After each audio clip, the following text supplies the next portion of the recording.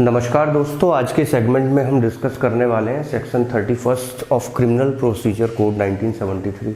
It is very confusing section but it is very important section for all examinations, whether APO exam, PCSJ, HJS हो या फिर interview हो, या आप यूँ कहें कि एडवोकेट्स के लिए भी बहुत ही महत्वपूर्ण धारा है।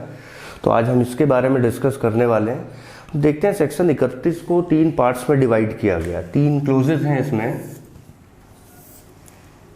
और पहला क्लोज इसका एग्जीक्यूशंस के बारे में बताता है, एग्जीक्यूशंस ऑफ सेंटेंस, दंडादेश का निष्पादन। जो दंड का आदेश न्यायालय द्वारा पारित किया गया वो किस तरीके से रन करेगा, किस तरीके से चलेगा। इसका सेकंड पार्ट जो है वो बताता है, या यूं कहें कि इसका 31 का सब क्लोज 2 तब ऑपरेशन में आता है जब दंडादेश कंसेक्यूटिवली रन कर रहा हो। In case of consecutive sentence.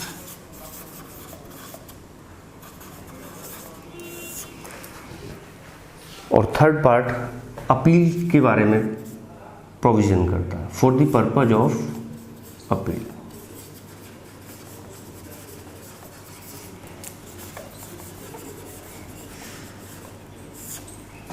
तो इस तरीके से थ्री पार्ट्स में डिवाइड किया गया सेक्शन को।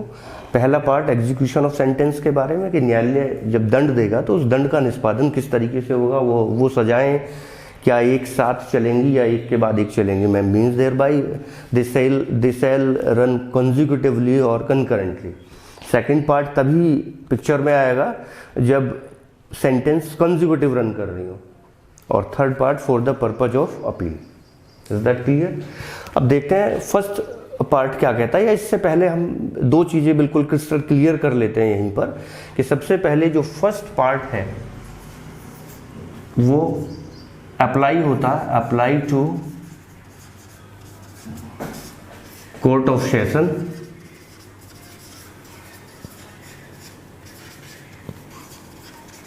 And magistrate court.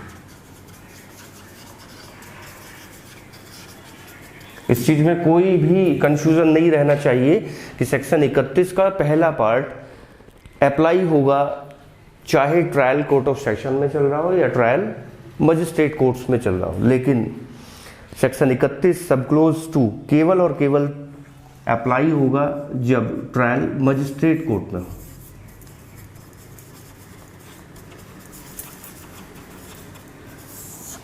सबसे पहला कंफ्यूजन यही रहता है जब हम इस सेक्शन को पढ़ते हैं कि साहब हम जब 31 के सब क्लोज 2 पर आते हैं तो हमें लगता है कि साहब ये पार्ट अगर कोर्ट ऑफ सेशन पे लागू हो रहा है तो यहाँ 2 प्रोविजो दिए हैं, प्रोविजो ए एंड बी, जो 14 ईयर और जस्ट डबल ट्वाइस पनिशमेंट की बात करते हैं। वहाँ अगर हमें कन्फ्यूजन हो जाता है कि साहब कोर्ट ऑफ सेशन में तो पॉसिबल ही नहीं है। लेकिन आप बिल्कुल इसे क्रिस्टल क्लियर कीजिए, और ये कॉन्स्टिट्यूशनल बेंच का जजमेंट है जिसमें ये हेल्ड हुआ है कि साहब 31(2) केवल और केवल मजिस्ट्रेट की कोर्ट्स पर लागू होता है, कोर्ट ऑफ सेशन पर लागू नहीं होता है। और ये तभी पिक्चर में आता है जब सुनाई गई सजाएं कॉन्जिक्यूटिव रन कर रही हो।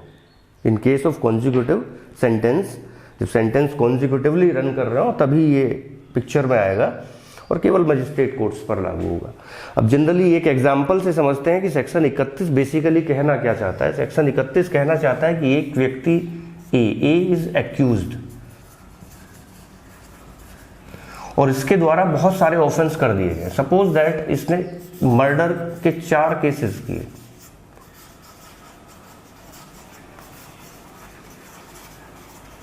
तीन मान लीजिए, इसने अलग अलग टाइम पे 1 वर्ष के भीतर 3 लोगों को मार डाला। यदि आप सीआरपीसी का प्रोविजन देखेंगे चार्ज वाला, तो ऐसी स्थिति में सीआरपीसी के प्रोविजंस ये कहते हैं कि साहब यदि एक व्यक्ति एक ही वर्ष के अंदर एक से अधिक अपराध करता है, एक ही किस्म के अपराध करता है, तो उन प्रत्येक अपराध के लिए उस पर चार्ज फ्रेम करके उनका जॉइंट ट्रायल हो सकता है। यानी कि यदि एक व्यक्ति एक से अधिक अपराध के लिए संयुक्त रूप से विचारित किया जा रहा है, या एक व्यक्ति एक से अधिक अपराधों के लिए विचारित किया जा रहा है, तब न्यायालय उसे कितना दंड दे तो सेक्शन 31 की पहली बात ये कहती है कि ऐसी स्थिति में जहां एक व्यक्ति एक से अधिक ऑफेंसेस के लिए और उसका एक ही ट्रायल चल रहा है, तो ऐसी स्थिति में न्यायालय उसे उतना दंड देने के लिए सक्षम है जितना वो उस अपराध के लिए दे सकता है। This is the first thing which is mention in section 31 सब क्लोज 1। सेकंड थिंग इज कि साहब ये जो कोर्ट के द्वारा सजाएं सुनाई गई हैं, जो सेंटेंस दिया गया है, वो कैसे रन करेगा।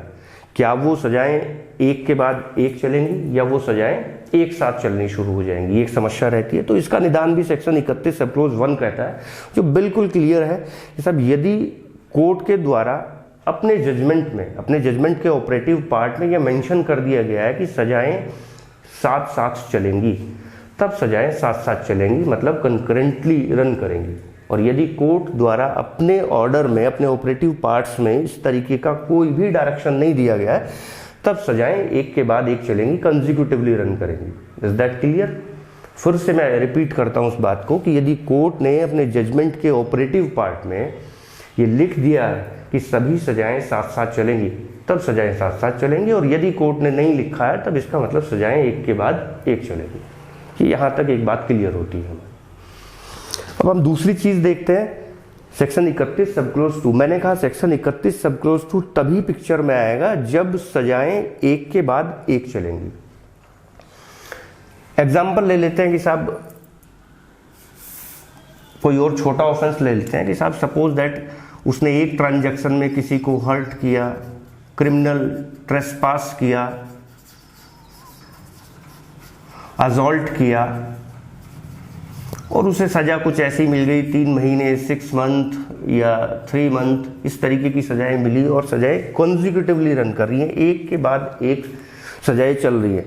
तो पहले 3 महीने, फिर 6 महीने, फिर 3 महीने। यदि एक साथ चलती तो 6 महीने में सारी सजाएं कंप्लीट हो चुकी होती, एग्जीक्यूट हो गया होता सेंटेंस। बट ये चूंकि एक के बाद एक चल रही है, कंसेक्यूटिवली चल रही है, क्रमवर्ती दशाओं में चल रही है, तो 3 महीने भी उसे अंडरगोन रहना पड़ेगा जेल में, 6 महीने भी और 3 महीने भी। तो ऐसी स्थिति में उसे 6, 3 और 3, 12, 1 वर्ष उसे जेल में बिताना होगा।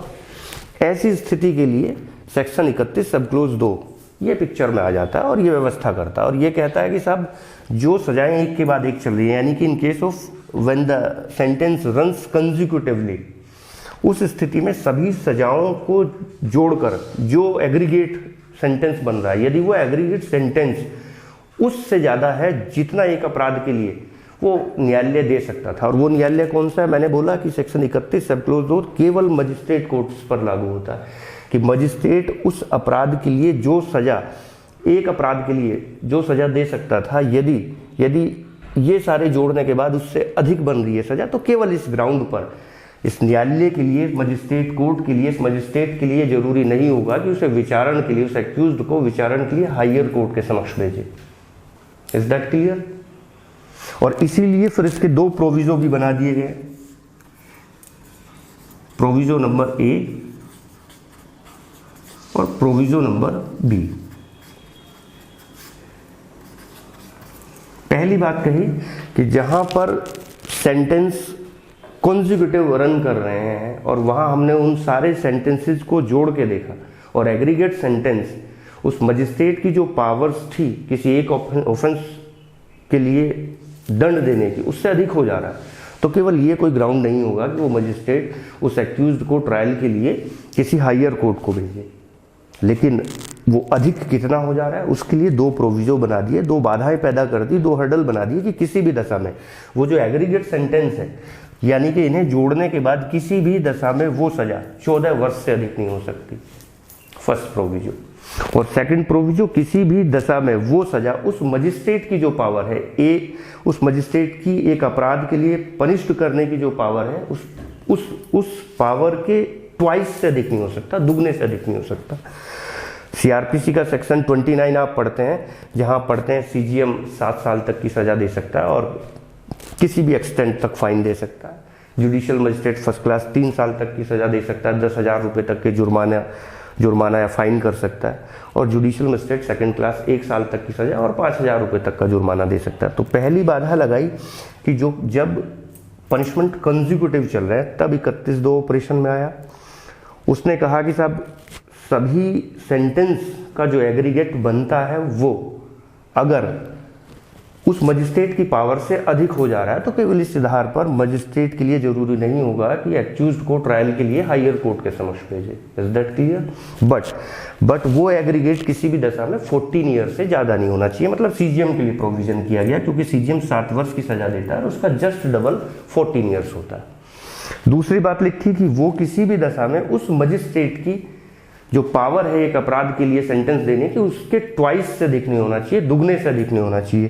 क्यों? क्योंकि सीजीएम के अलावा जुडिशियल मजिस्ट्रेट फर्स्ट क्लास 3 साल तक की सजा दे सकता है और जुडिशियल मजिस्ट्रेट सेकंड क्लास 1 वर्ष तक का सेंटेंस दे सकता है। तो ऐसी स्थिति में वो जुडिशियल मजिस्ट्रेट फर्स्ट क्लास और सेकंड क्लास के लिए प्रोविजो बना दिया गया। तो 2 बाधाएं बनाई कि किसी भी दशा में वो एग्रीगेट, वो कुल योग, उन क्रमवती सजाओं का जो क्रम से चलने वाली सजाएं हैं उनका योग किसी भी दशा में 14 वर्ष से अधिक नहीं होना चाहिए और वो उस मजिस्ट्रेट की उस अपराध के लिए जो सजा देने की उसकी शक्ति है उसके दुगने से अधिक नहीं होना चाहिए। Is that clear? Third point पे आते हैं जो बात करता है इसका third close, for the purpose of appeal. Appeal के पर्पज के लिए ये कहता है कि जिस कंडीशन में सजाएं एक के बाद एक चल रही हैं कि पहले 3 महीने, फिर 6 मंथ और फिर 3 मंथ, कह रहा है इनको अगर आप जोड़ लें तो इन्हें जोड़ने के बाद इनका जो एग्रीगेट आएगा वो एक सिंगल सेंटेंस माना जाएगा। Aggregate of consecutive sentence shall be deemed to be a single sentence। That clear? ये अपील के पर्पज के लिए है कि जब वो एक्यूज यदि अपील करना चाहता है तो जितनी भी उसने एक से अधिक अपराध किए हैं सबके लिए अलग अलग सजाएं दी गई हैं, तो उनका जो एग्रीगेट आ रहा है वो कुल मिला के एक सिंगल सेंटेंस माना जाएगा, उस आधार पर अपील होगी उसकी। Is that clear? तो थ्री क्लोजेस में डिवाइडेड है सेक्शन 31। एक बार फिर से रिवाइज कराता हूं आप लोगों को। पहला एग्जीक्यूशन ऑफ सेंटेंस के बारे में, और 31 कब ऑपरेशन में आ रहा है? जब एक व्यक्ति एक से अधिक उसने ऑफेंस किए हो और उसका एक ही ट्रायल चल रहा हो तो न्यायालय को पावर है कि वो प्रत्येक अपराध के लिए जितना पनिशमेंट देने के लिए वो कॉम्पिटेंट है उतना पनिशमेंट दे सकता है। और न्यायालय के पास ये पावर बचती है कि न्यायालय चाहे तो यह डायरेक्ट कर सकता है अपने जजमेंट के ऑपरेटिव पार्ट में कि सभी सजाएं साथ साथ चलेंगी, कंकरेंटली रन करेंगी। और यदि वो इस तरीके की डायरेक्शंस पास नहीं करता है, नहीं देता है, नहीं लिखता है अपने जजमेंट के ऑपरेटिव पार्ट में, तो सजाएं एक के बाद एक रन करेंगी, क्रमवर्ती दशाओं में चलेंगी। और जब सजाएं क्रमवर्ती दशाओं में चलेंगी और सजा मजिस्ट्रेट के द्वारा दी गई है, यानी कि ट्रायल मजिस्ट्रेट के द्वारा किया गया, तब सब क्लोज 2 पिक्चर में आता है जो कहता है कि केवल इस आधार पर कि सभी क्रमवर्ती सजाओं का योग उस मजिस्ट्रेट की सजा देने की पावर से अधिक हो जा रहा है, तो केवल इस आधार पर मजिस्ट्रेट के लिए जरूरी नहीं होगा कि उसे ट्रायल के लिए हायर कोर्ट के समक्ष भेजे। और सेकंड थिंग, सब जो प्रोविजो कहता है कि किसी भी दशा में ये जो अधिक सजा हो जा रही है वो 14 वर्ष से अधिक नहीं होनी चाहिए और मजिस्ट्रेट जो एक अपराध के लिए दे सकता था उसके दुगने से अधिक नहीं होनी चाहिए। और थर्ड क्लोज हमें बताता है कि साहब यदि वो अपील करना चाहता है तो aggregate consecutive sentence shall be deemed to be a single sentence, उसे सिंगल सेंटेंस माना जाएगा। Is that clear? पहला कंफ्यूजन यहाँ यही होता है जो हमने यही दूर कर लिया कि साहब जो क्लोज फर्स्ट है वो अप्लाई होता है कोर्ट ऑफ सेशन और मजिस्ट्रेट कोर्ट्स दोनों पर। सेकंड क्लोज केवल लागू होता है मजिस्ट्रेट कोर्ट पर और तब पिक्चर में आता है जब मजिस्ट्रेट के द्वारा दी गई सजाएं एक के बाद एक रन करनी हो। यानी कि यदि मजिस्ट्रेट ने अपने जजमेंट के ऑपरेटिव पार्ट में कोई भी डायरेक्शन नहीं दी तो सजाएं एक के बाद एक रन करेंगे और ऐसी स्थिति में 31 का सब क्लोज 2 पिक्चर फ्रेम में आ जाता। Is that clear? देखते हैं कुछ केस लॉज इस पर।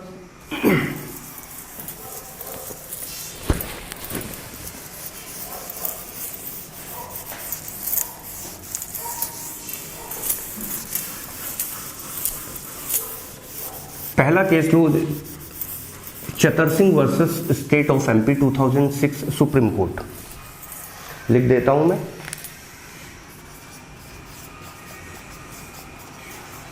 चतर सिंह बनाम मध्य प्रदेश राज्य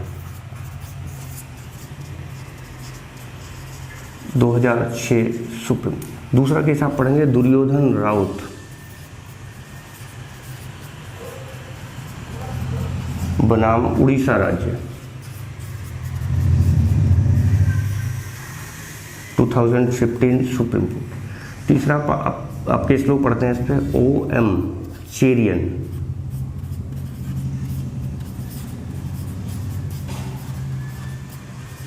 वर्सेस स्टेट ऑफ केरला, ये भी 2015 सुप्रीम कोर्ट है। और यहाँ दो केस लो हम और देखते हैं, Kamalnath versus state of Tamil Nadu,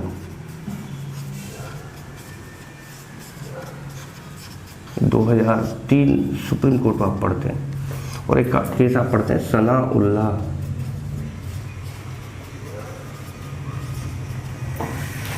versus state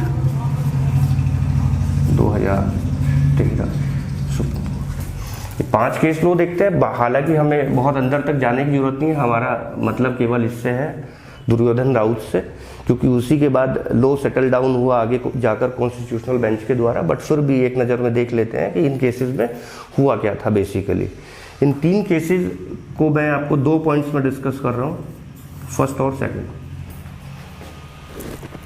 पहला पॉइंट इस केसेस में ये उठा कि साहब मर्डर के मामले में, इन केस ऑफ मर्डर, कि जहां मर्डर, एक से अधिक मर्डर एक व्यक्ति द्वारा किए गए और उसे अलग अलग मर्डर्स के लिए अलग अलग पनिशमेंट दिया गया और सभी मर्डर्स में उसे लाइफ इम्प्रिजोनमेंट दिया गया। All punishment was life imprisonment, all sentence was life imprisonment, यानी कि सभी मर्डर के मामलों में उसे आजीवन कारावास की सजा सुनाई गई। या फिर ऐसा हो सकता है कि किसी एक, उसने कोई और अपराध किया हो, कुछ मर्डर किया हो, तो एक में उसे लाइफ इम्प्रिजोनमेंट दिया गया और बाकी में उसे जो और बचे थे उसमें एंड और के लिए उसे फिक्स्ड टर्म सेंटेंस दिया गया। फिक्स्ड टर्म सेंटेंस मतलब से अवधि कारावास।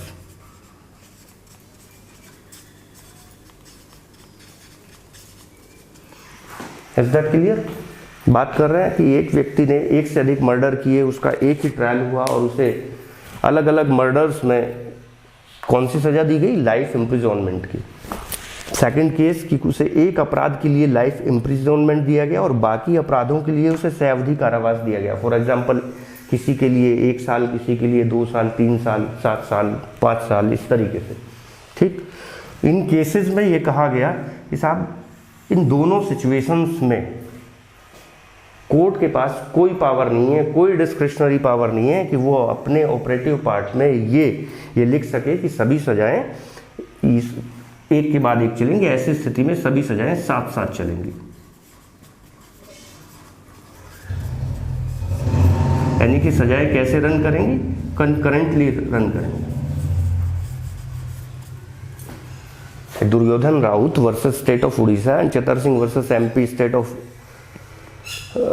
Of MP, OM Cherian versus state of Kerala, ये रिलाई हुआ था दुर्योधन राउत में। दुर्योधन राउत में कहा कि यदि सभी अपराधों के लिए सजा लाइफ इम्प्रिजोनमेंट है या किसी एक अपराध के लिए सजा लाइफ इम्प्रिजोनमेंट और बाकी अपराधों के लिए फिक्स टर्म सेंटेंस की सजा सुनाई गई है, तो ऐसी स्थिति में सभी सजाएं साथ साथ चलेंगी। एक के बाद एक सजा चलने का कोई भी प्रश्न यहां पैदा ही नहीं होता। बट जहां तक इस पहले वाले पॉइंट का प्रश्न है, इन 2 केसेस में, पहले इन 2 केसेस में कहा था कि कोर्ट के पास ये पावर है कि कोर्ट डायरेक्ट कर सकता है कि सजाएं क्रमवर्ती चलें, यानी कि कॉन्जिक्यूटिव रन करें।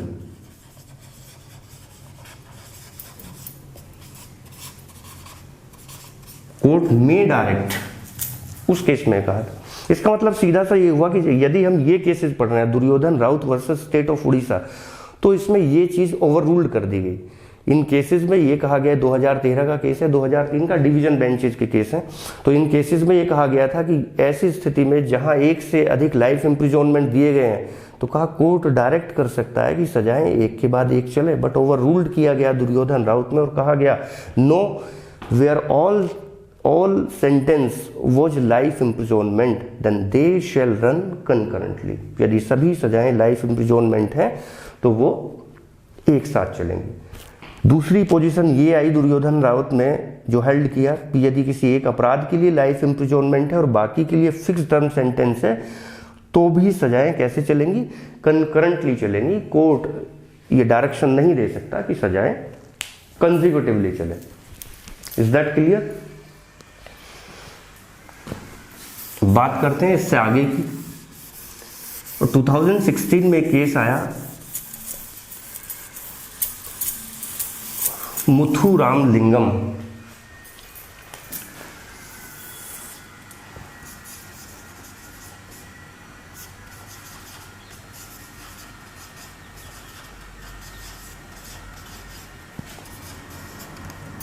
वर्सेस स्टेट थ्रू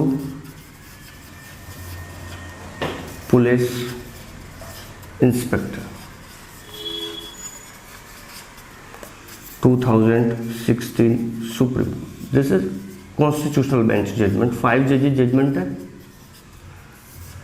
यहां पर आकर जो अभी आपने दो तरीके के जजमेंट देखे, सनाउल्लाह वर्सेस स्टेट आपने देखा, कमलनाथ का केस आपने देखा, और इधर Duryodhan Raut O M Cherian versus state of Kerala आप देख रहे हैं। तो और इसके अलावा और भी बहुत सारे केसेस सेक्शन 31 पे आते रहे। तो इस तरीके से यहाँ पर इस स्थिति में आकर लो सेटल्ड नहीं था, वेरिएशन कर रहा था लो, कभी जजमेंट किसी तरीके के आ रहे हैं, कभी जजमेंट किसी तरीके के आ रहे हैं। तो finally it is settled down by the constitutional bench in the case of Muthuram Lingam versus state through police inspector 2016 supreme Court. सबसे पहली बात, इस केस में पहला पॉइंट जो ऑनरेबल सुप्रीम कोर्ट ने हेल्ड किया वो दुर्योधन राउत को इस पॉइंट पर कंफर्म कर दिया। ये पॉइंट कहा कि जहां सभी सजाएं लाइफ इम्प्रिजोनमेंट है, ऑल सेंटेंसेस इज लाइफ इम्प्रिजोनमेंट।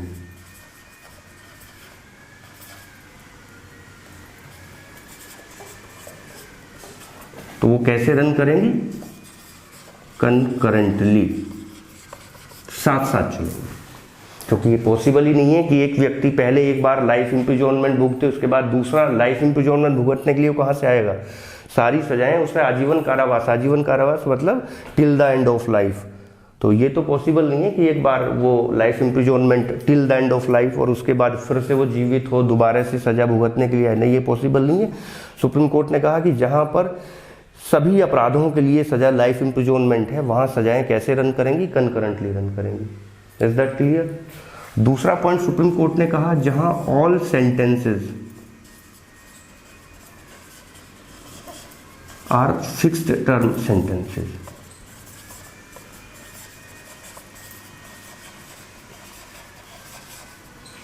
जहां पर फिक्स्ड टर्म के लिए सेंटेंस प्रोनाउंस किया गया है, 1 साल 2 साल 3 साल 7 साल, वहां सुप्रीम कोर्ट ने कहा कि अगर कोर्ट चाहे तो ऐसी स्थिति में डायरेक्ट कर सकता है कि सजाएं कंसेक्यूटिवली चले।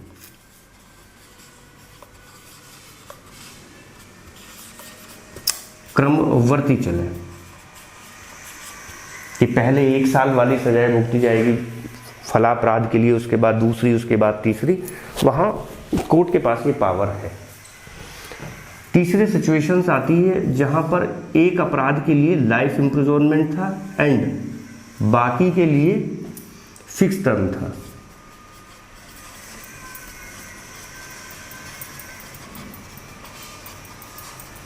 तीसरी सिचुएशन ये आती है, यहां पर आकर सुप्रीम कोर्ट ने दुर्योधन राउत को इस पॉइंट पर ओवर रूल्ड कर दिया। इस पॉइंट पर दुर्योधन राउत कहता था यदि किसी एक अपराध के लिए लाइफ इम्प्रिजोनमेंट दिया गया है और बाकी ऑफेंसेस के लिए फिक्स्ड टर्म सेंटेंस है तो सजाएं कैसे चलेंगी, कंकरेंटली। सुप्रीम कोर्ट ने यहां पर आकर इसे ओवर रूल्ड किया दुर्योधन राउत को और 2 सिचुएशंस क्रिएट की कि साहब यदि कोर्ट कहता है कि पहले लाइफ इम्प्रिजोनमेंट भुगता जाएगा, पहले कौन सी सजा रन करेगी, लाइफ इम्प्रिजोनमेंट, तब बाकी की ये जो सजाएं बची हुई हैं ये भी कैसे इसी के साथ साथ ही चली जाएंगी, रन कर जाएंगी कंकरेंटली।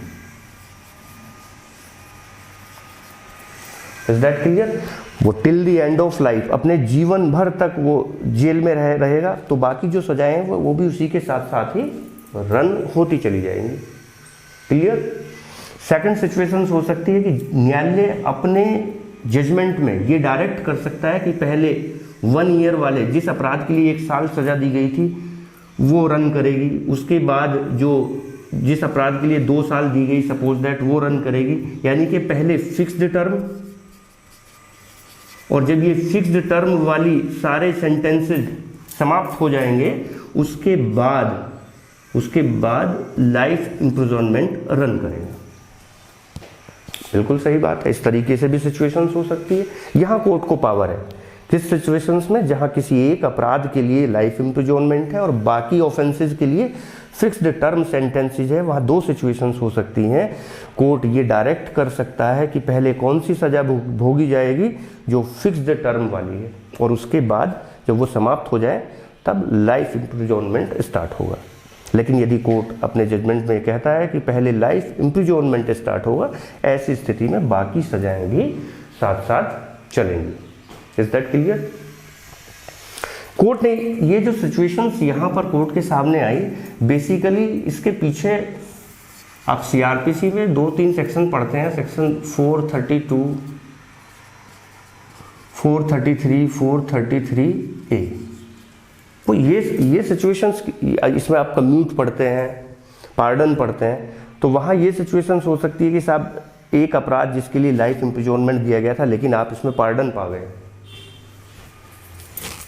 गवर्नर के द्वारा या प्रेसिडेंट के माध्यम से आपने क्षमादान प्राप्त कर लिया, तो ठीक है इसमें क्षमादान हो गया, बाकी सजाओं का क्या होगा, वो चलेंगी कि नहीं चलेंगी। तो सुप्रीम कोर्ट ने चौथा पॉइंट इसमें यही बोला कि साहब ये जो सजाएं हैं जो कंकरेंटली या कंसेक्यूटिवली रन कर रही हैं, ये एक दूसरे पर सुपर इम्पोज्ड नहीं है।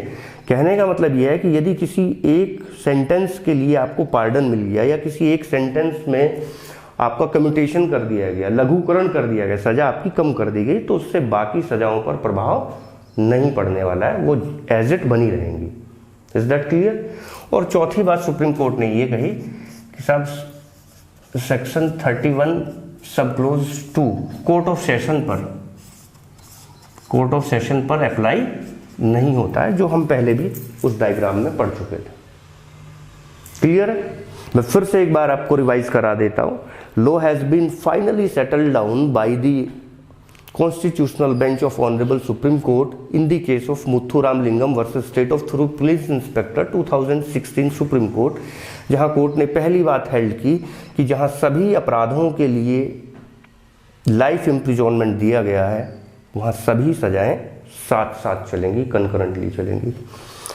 जहां सभी अपराधों के लिए फिक्स्ड टर्म सेंटेंस दिया गया है वहां न्यायालय डायरेक्ट कर सकता है कि सजाएं एक के बाद एक रन करें या फिर साथ साथ चलें।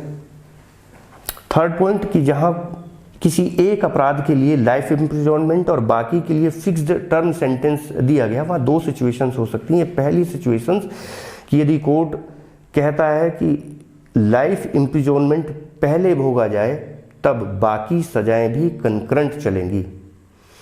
बट यदि कोर्ट कहता है कि पहले फिक्स्ड टर्म सेंटेंस भोगा जाए तो ऐसी स्थिति में फिक्स्ड टर्म सेंटेंस पहले चलेगा, उनकी समाप्ति के बाद लाइफ इम्प्रिजनमेंट स्टार्ट होगा। मतलब इस पॉइंट पर कोर्ट ने दुर्योधन राउत को ओवररूल्ड करते हुए एक नया लॉ सेटल डाउन किया और वो बिल्कुल सही भी है। चौथी बात कोर्ट ने कहा कि ये सजाएं एक दूसरे पर सुपर इम्पोज नहीं है, मतलब किसी एक दंड में क्षमादान प्राप्त कर लेना, उसका लघुकरण हो जाना किसी दूसरी सजा को प्रभावित नहीं करता है।